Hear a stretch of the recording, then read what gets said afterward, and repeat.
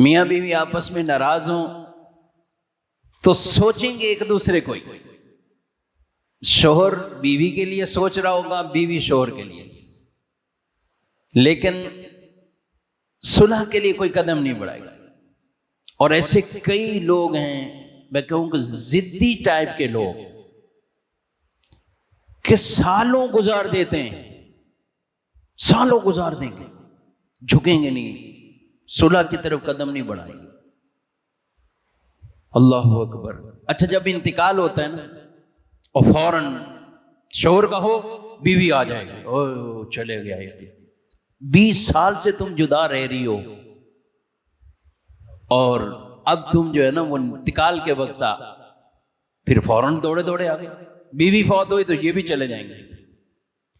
20 سال کی جدائیاں اور اس سے بھی زیادہ کئی ہوتی ہیں.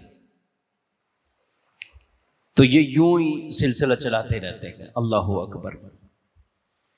اللہ پاک نے اس رشتے کو اس لیے قائم نہیں کیا تھا کہ یہ نکاح کریں اور اس کے بعد لڑائی کریں اور پھر 20 سال تک ایسے ہی لٹکے رہے. نہیں،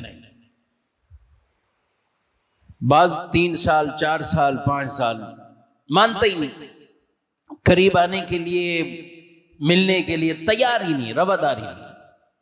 کبھی ایک فریق راضی ہوتا ہے تو دوسرا راضی نہیں. میں شریعت یہی کہتی ہے کہ اگر آپ یہ رشتہ نہیں نبھا سکتے تو پھر ایک دوسرے کو لٹکاؤ مت. پھر لٹکاؤ نہیں، یہ پھر آپ گناہگار ہوں گے مسلسل. یہ یاد رکھیں، لڑکی والے ایسا کریں گے یا لڑکے والے ایسا کریں گے، اگر وہ ایک دوسرے کو یہ ضد بازی میں لٹکائے رکھے ہیں، بس اسی طرح ہی سالوں جو ہیں ہم نے گزار لیا، نہ صلح کرنی ہے نہ کچھ اور. اور اس میں بعض اوقات عورت زیادہ مظلوم بن جاتی ہے.